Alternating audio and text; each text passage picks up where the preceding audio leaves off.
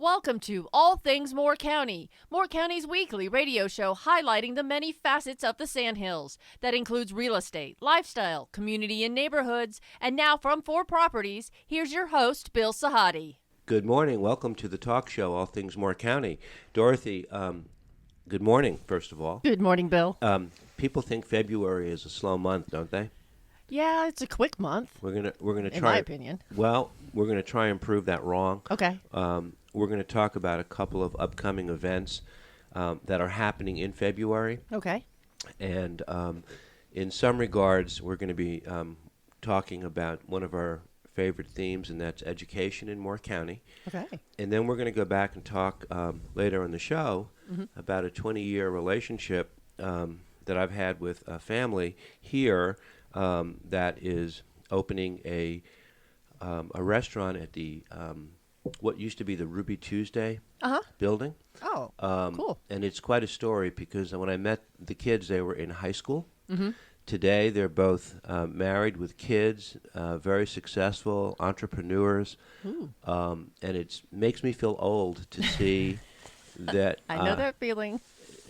One of the gentlemen, his oldest son, is 2 years younger than the age when I met his father. That puts things in perspective. Yes, it does.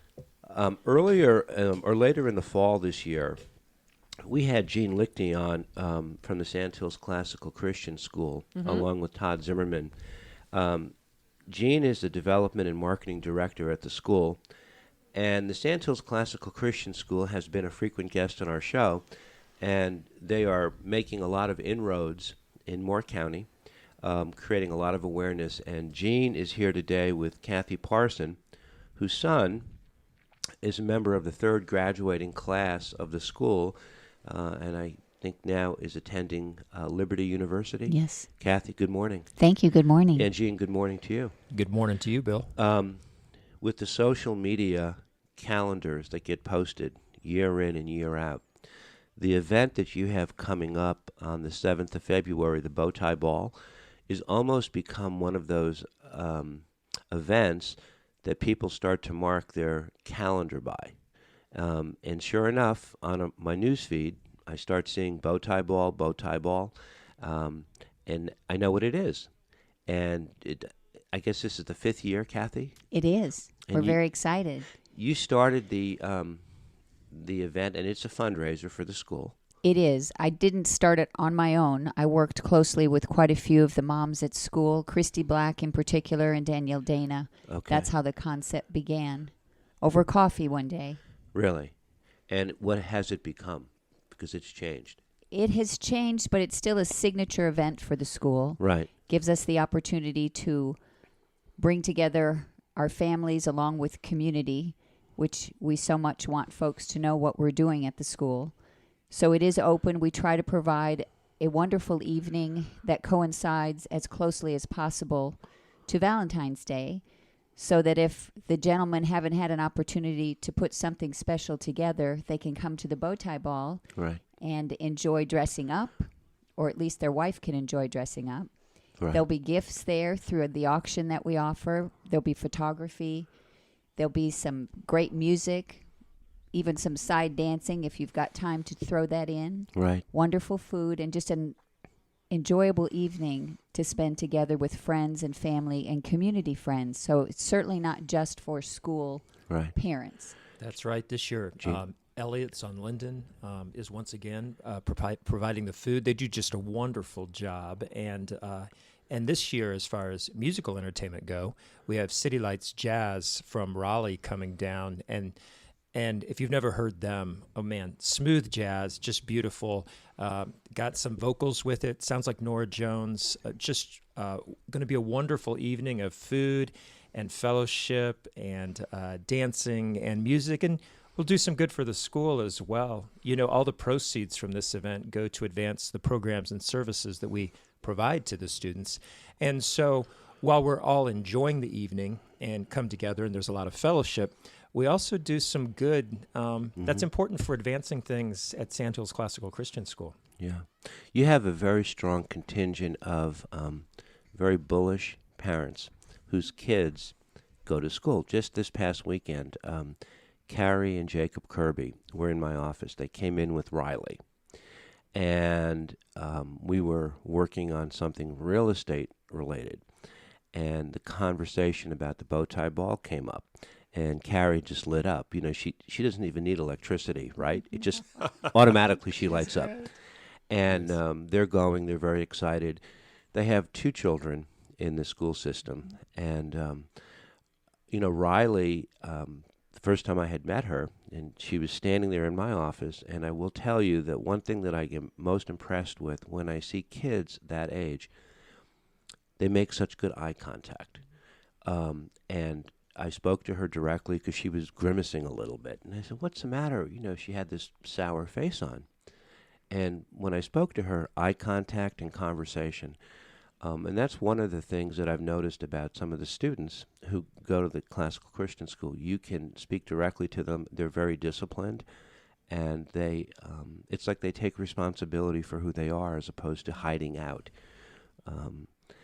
Does that sound right, Kathy? I mean, your son went through the entire school from, I guess, starting from elementary right through graduation. Yes, Wyatt started in preschool and was at the school for about 16 years.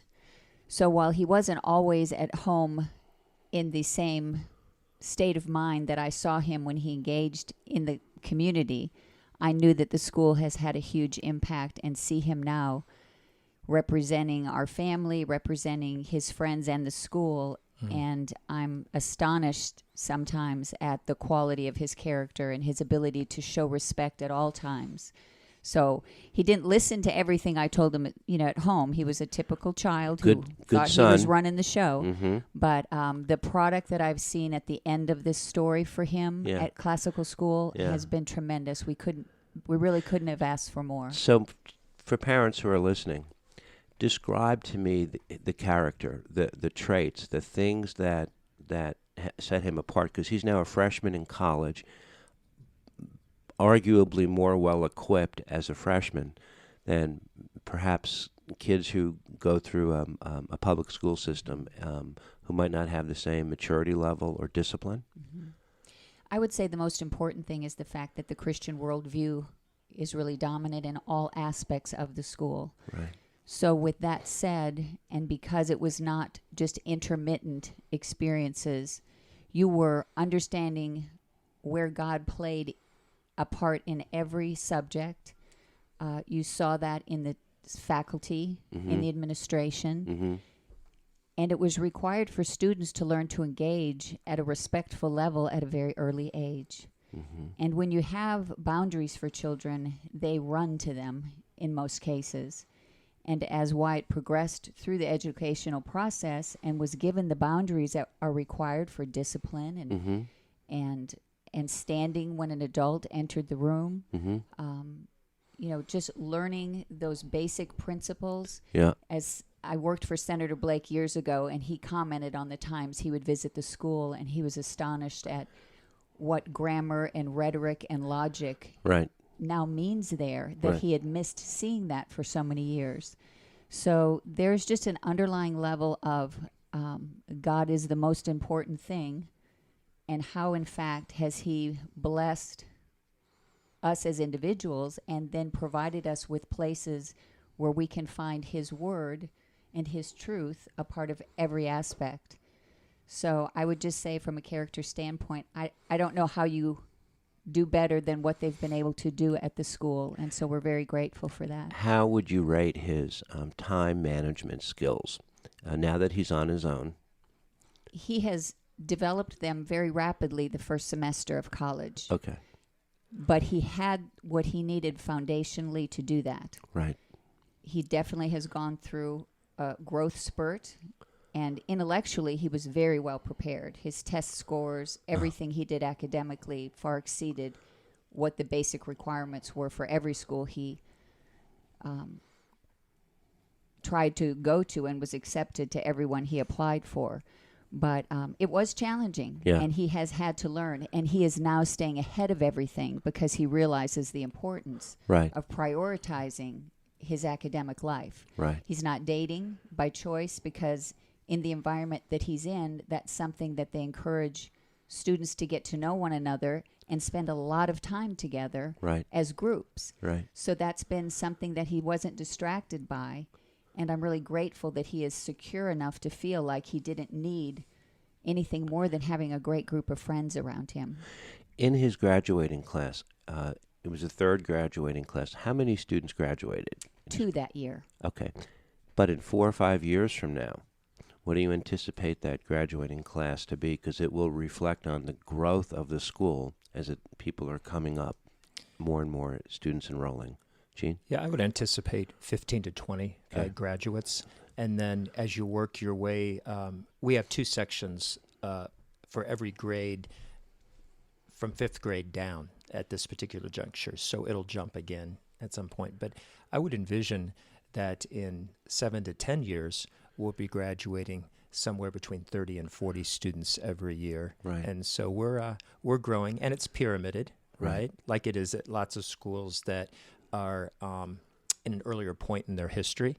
But we are very encouraged.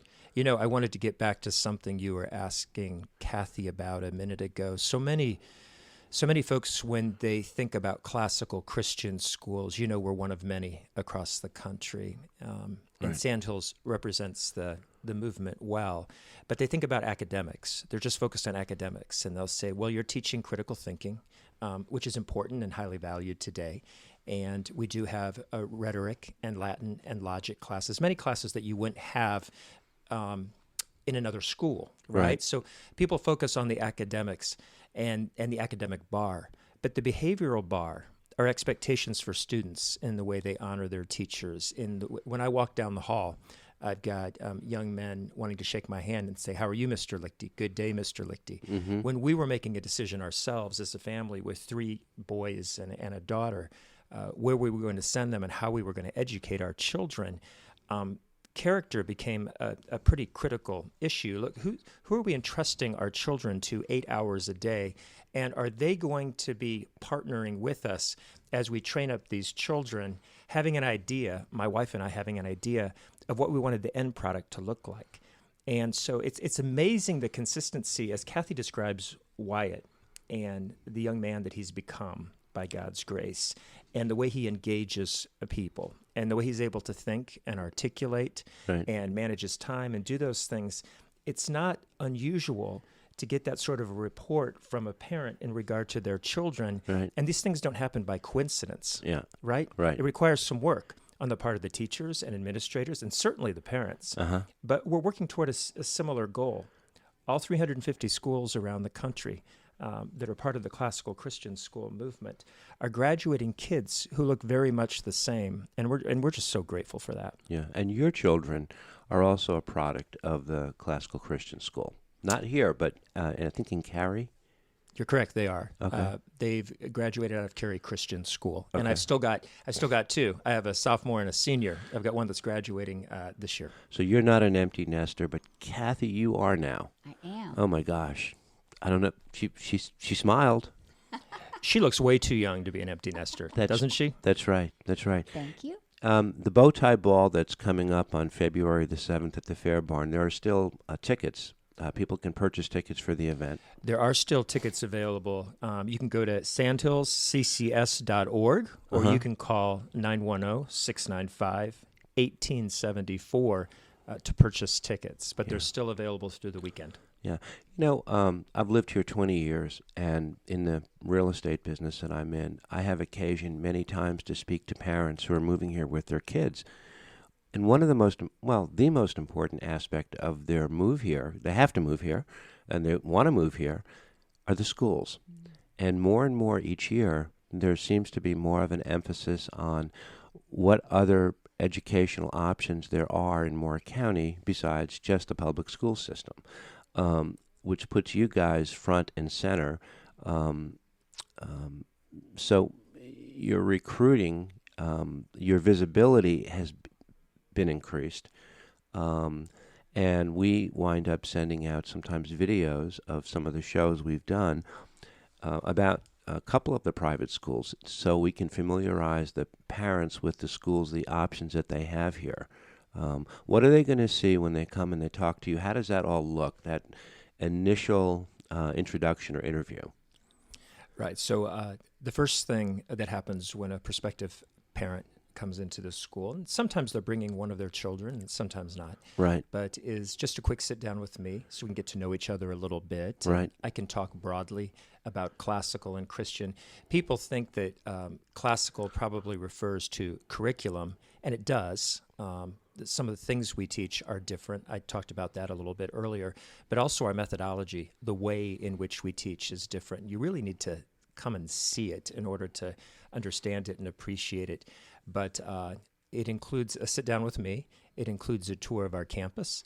It includes visitation in a classroom. If you have a rising first grader, we like to take you into a kindergarten class. You can see sort of where your child is as compared to our students and what they're learning. Right. And then we take you into a first grade class because that's what your child will be entering as a rising first grader. Right. And give them an opportunity to see the teachers interacting with the children and the enthusiasm that they bring.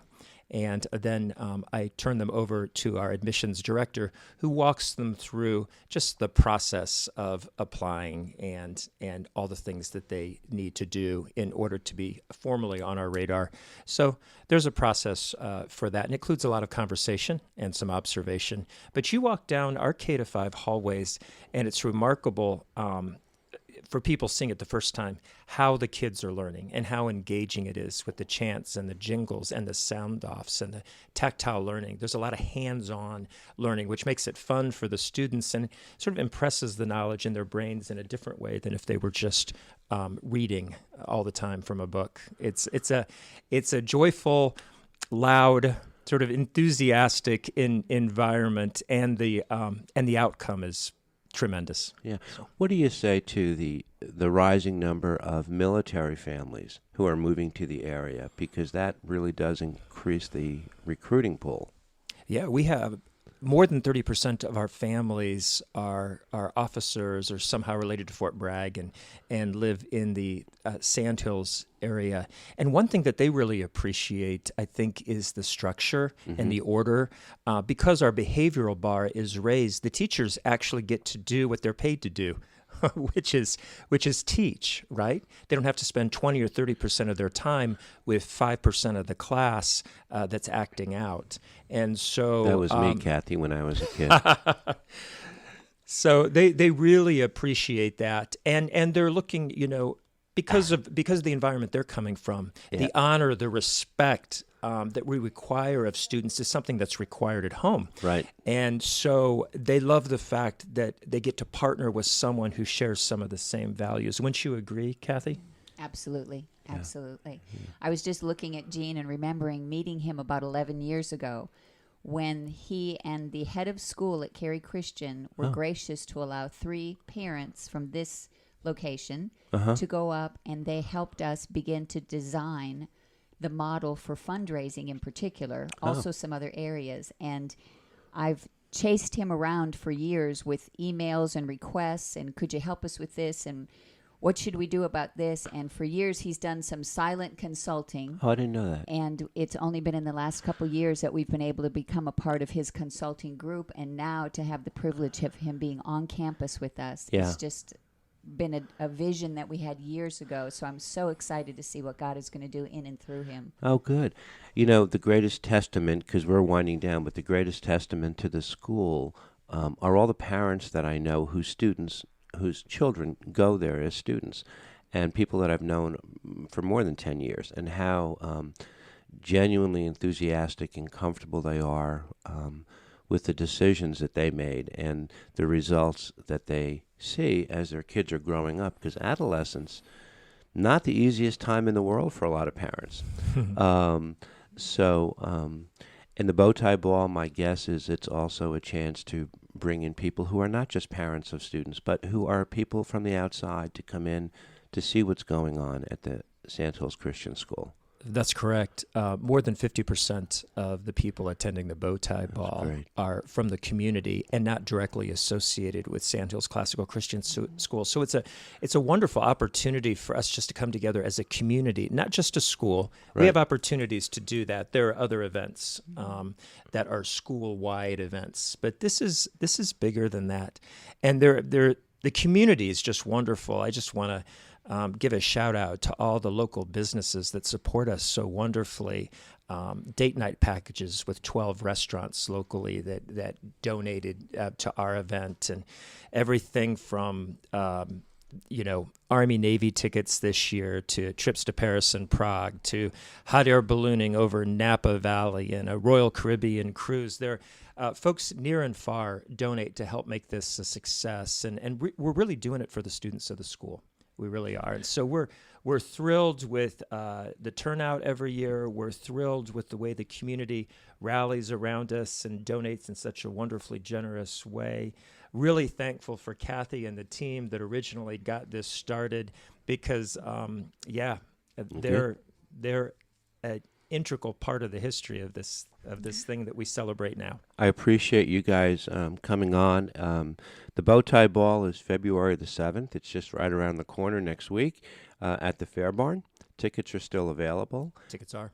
And I'll look for all the great social media postings that you guys make of the event. And I wish you a lot of luck this school year. Thank you, Bill. Thank you, Gene. Thank you, Kathy. Thank you so much. Appreciate you guys coming on. This is All Things Moore County. We'll be right back.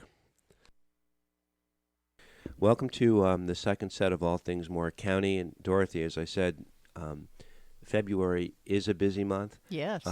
And we've always enjoyed having the Sandhills Classical Christian people on. They do a great job in Moore County. And, I love watching the kids who grow up in the school systems, private, public, the ones who make eye contact, the ones who stand on their feet and, shake your hand and take responsibility for who they are. And the couple that I'm going to speak to now have 3 boys at EDS. And I have known this family, I've known the Chong, John, we can call him, since he was a freshman or sophomore at Pinecrest.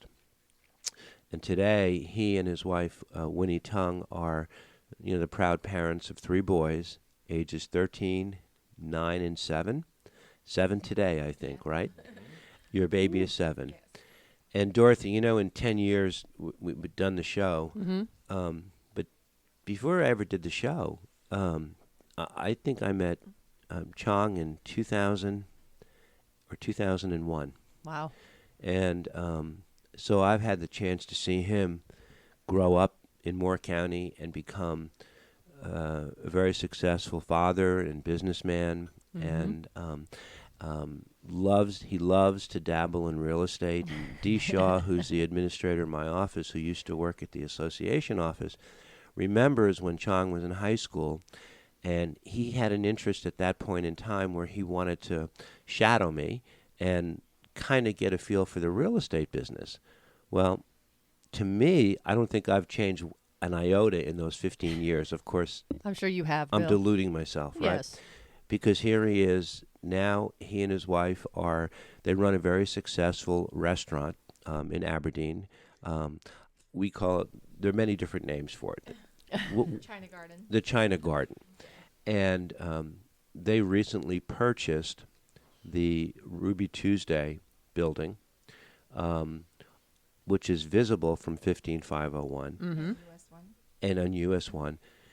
And you guys are now going through a renovation to open a new version of the China Garden next month. Yeah, I think we will aim to open March to mid-March. It's going to be updated, a fresh look. It's going to be a new chapter in our life. So. Talk about chapters in your life. What year did you both meet? I think 2002. I was still living in New York City. Oh, it was he was in high school at the time. Yes. I think we were both seniors in high school, I believe. Yes. Yeah. So we met in New York City. He's actually an old classmate of my older cousin. So we all. I didn't know that. It was a wedding. We all attend, and then we all sat in the same table, and that's how we just met. Is that? Yeah. See, I didn't know that. So I didn't even want to go to the wedding, and she dragged me along. So Dorothy, I had the privilege of going to their wedding. Yeah. 2005. Coming up, it'll be 15 years in this September. That was 2005. Mm-hmm. So you were how old were you when you got married? 20. Chong? I was 20. Yeah. You were 20 years old? Yes, We were I was both 20. Oh my God. Well, you both are like old souls. He is. I feel He is. Okay. He's definitely the old soul. I'm more the immature one.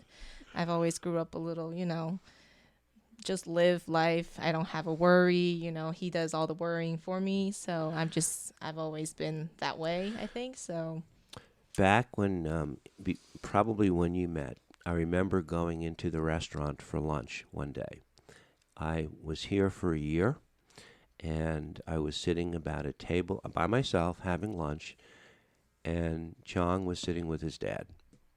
His dad didn't speak English, so he was speaking to his son in a very didactic, dictatorial way, or so it sounded like to me. and that's just how he is. And it was giving me a headache.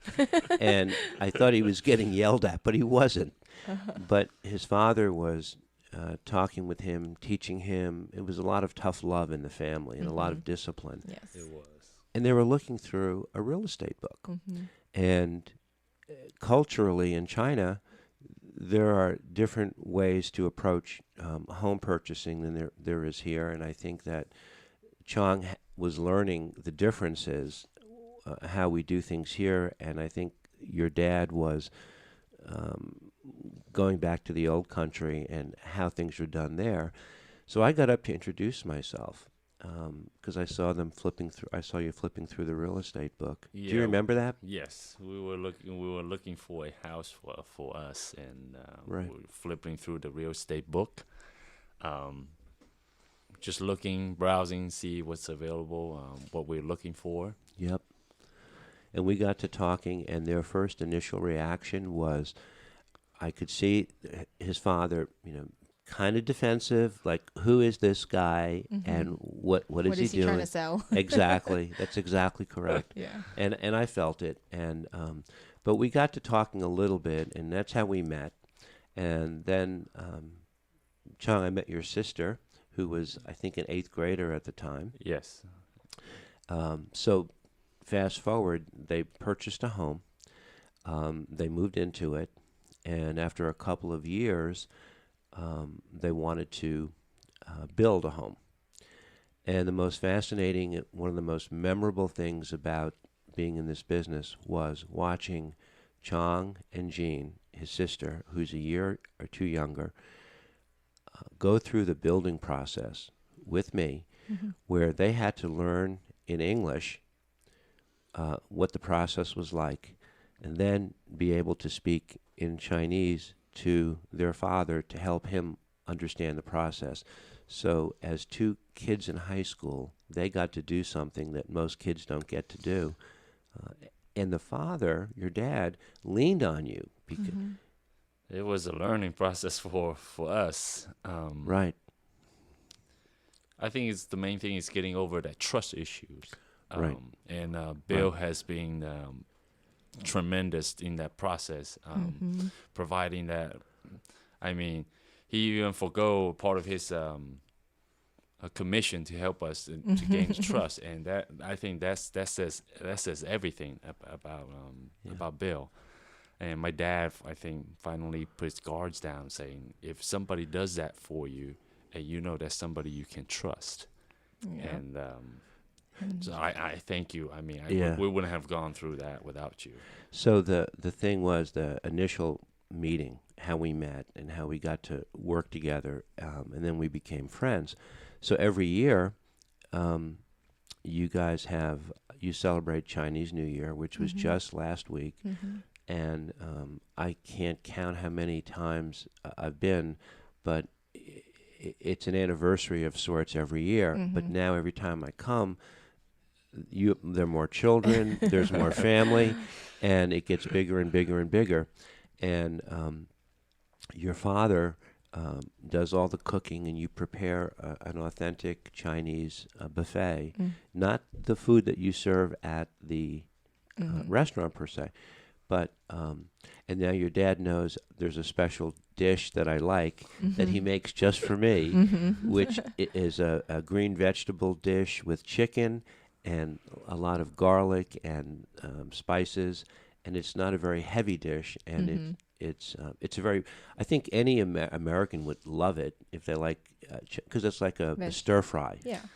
You know, you like vegetables and Yeah. chicken is a pretty popular meat. You're not heavy on seafood, so where we from, we're pretty heavy on seafood. Yeah. So they prepare a lot of seafood dishes for New Year's.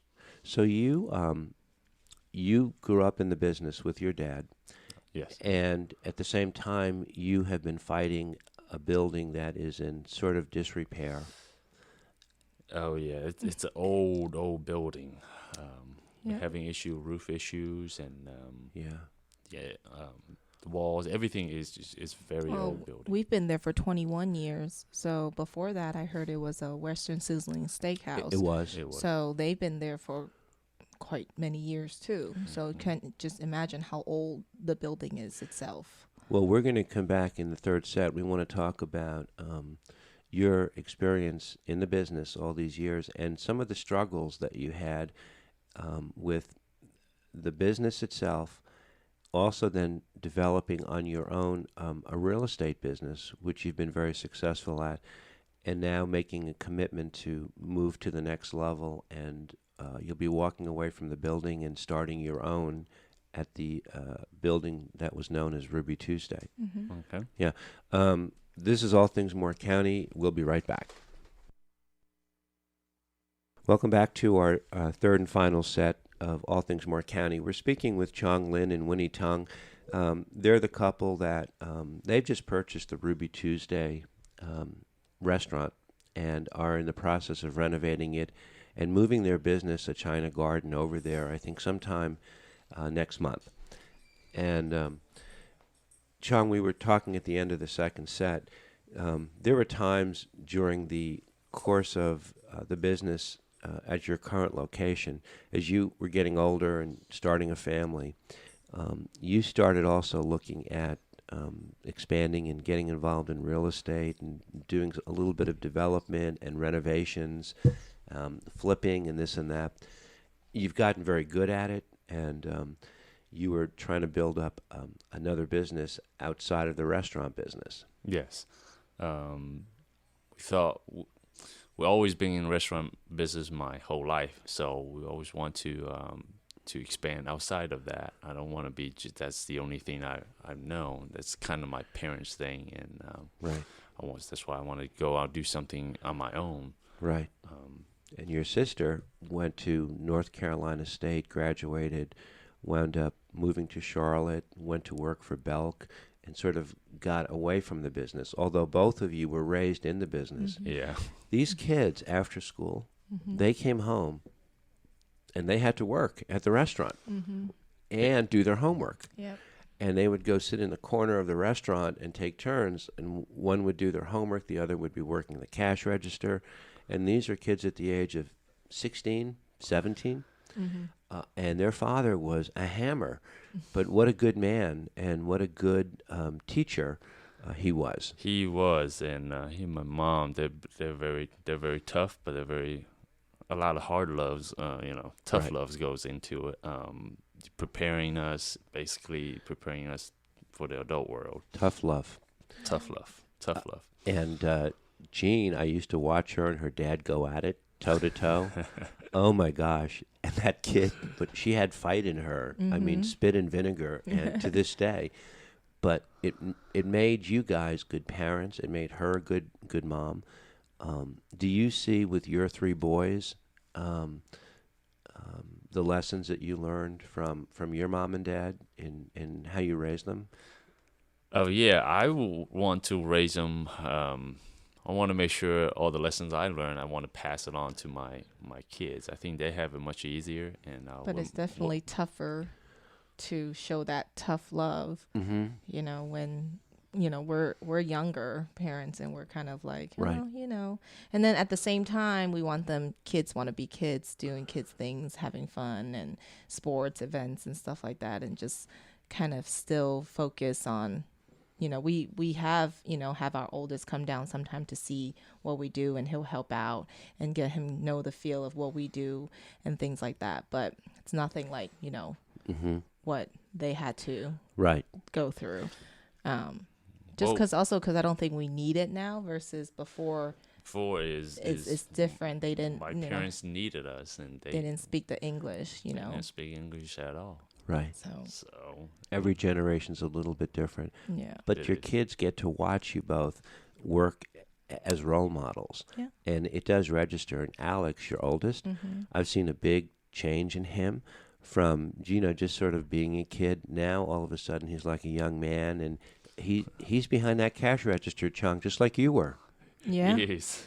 He's picking things up the way he was, at such a young age, and he looks mature, but He does. he's good at math, so he's quick with his hands too at the register. So Yeah. so when we need him, he'll come down.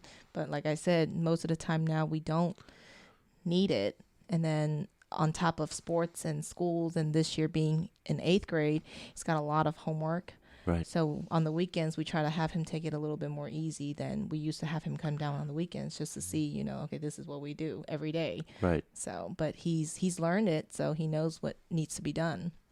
So tell me, let's talk about the new restaurant, because you're renovating it right now. Mm-hmm. You're hoping to be open within 4 weeks or so.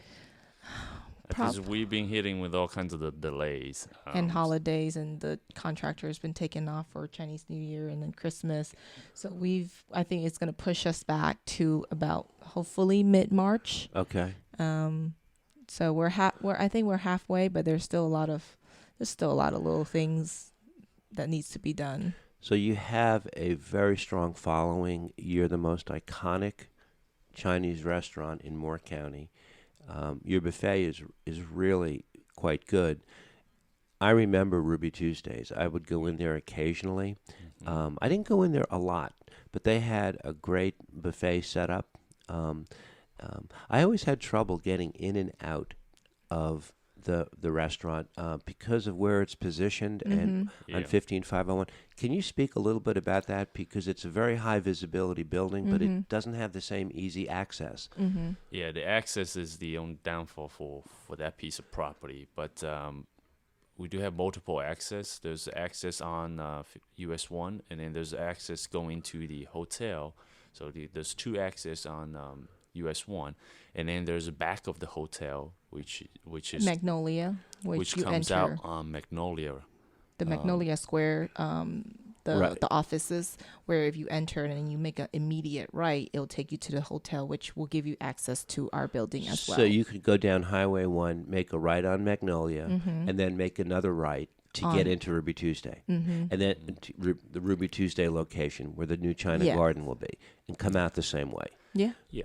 So you could use either the US 1 access, or you could use the back of the hotel, where it'll take you to Magnolia, where you can make a left or a right to go to the, to where Okay. the light is on US 1. I just remember when leaving that restaurant, you went out on Highway 1, you could only go south. Yes. And that's still the case. Yes. Yes. So leaving the restaurant, you will go use the back entrance from the hotel. You'll come out On Magnolia. on Magnolia, and you come out at that light where the Tidal Wave car wash is. Right. Or you can go to back road, go around the school. You To the come out middle where the school. Panera and Taco Bell light. When do you have? When will your signs go up and such? Because that's Uh, going to be important. Yeah, the road sign should be ready in a couple more weeks. Okay. We got that in the process. So people know you'll be leaving the end of February and leaving that building where you are right now. Probably take a few weeks off and then resurface. Actually, no, we're not going to take any time off. Oh. We're going to try to just close the night and be there open the next day. Yeah, A lot of there the will stuff, be no downtime. Yeah, we're not going to move Oh a my lot of gosh, stuff. yeah. A lot of things are going to be brand new. Okay. So it's going to be, we're just going to try to move little by little and be done with that same night. When it gets closer to knowing when we're going to open, we're going to have banners and sign up saying that we're going to be moving. A lot of people, we were on the pilot, I think, when we first purchased the building. Right. So a lot of people found out that we were going to be moving. So everybody comes in and asks us, when are you going to move? When are you going to move? Right. So a lot of people know we're moving. So we will have signs up on the in the restaurants, at the door, outside the restaurants, probably little signs pointing, it's not that far away. So people Right. will know if we're not there, we're going to be at the new building. The food, you've always had a very consistent menu at China Garden. Will you be making any changes to it? Will you be expanding at all? Well, the size gonna be the buffet size is gonna be staying the same. The building is actually smaller, quite smaller than our current building. Huh. But our kitchen is gonna be a little smaller. Our current kitchen is much bigger. So with the Ruby Tuesday building, it'll be smaller, and we'll make it work. We'll have to work with what we have. The seating capacity is going to be a It's little gonna bit be less. slightly less than what we currently have. Okay.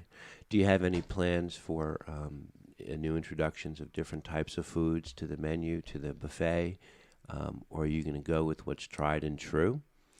Well, we always, I think with today's demographic, people are more open to more traditional, Right. authentic food versus more Americanized food. So I think we'll try it slowly, more authentic, so see how people likes it. Yeah. I'm just curious. What is the most popular? What are some of the most popular things that you serve year in and year out? Because the consistency is really impressive. What do people really go for the most? Lo mein, the noodles, the rice, chicken and broccoli. Chicken and broccoli. Yes. Yeah. Sesame chicken. Standbys. Yep, those are the most. Sesame chicken. But it will have a beautiful new. Yeah. It's going to be a gorgeous restaurant. Yep. Interior, exterior, everything redone. Lunch and dinner, 7 days a week. Yes. Even holidays. Even Christmas. holidays, no holidays. I mean, you guys are going to work on holidays. Yeah. Same hours. Same hours. And so people will can go on social media. Can they see you on Facebook? We will. Right now we don't have one, but we will set up a page Okay. soon. Okay. So, yeah. So 20 years is a long time, and here you are now entering a different chapter with a family that you didn't have 20 years ago. And now the emphasis is going to be on the restaurant until you swing back and get involved in the real estate business a little bit. Yes. Yeah, We're very excited about the move. So this time around, we actually own the building. So Right. we get to, It's huge. if we want to improve, we can go ahead and spend the Spend the capital to money. improve it.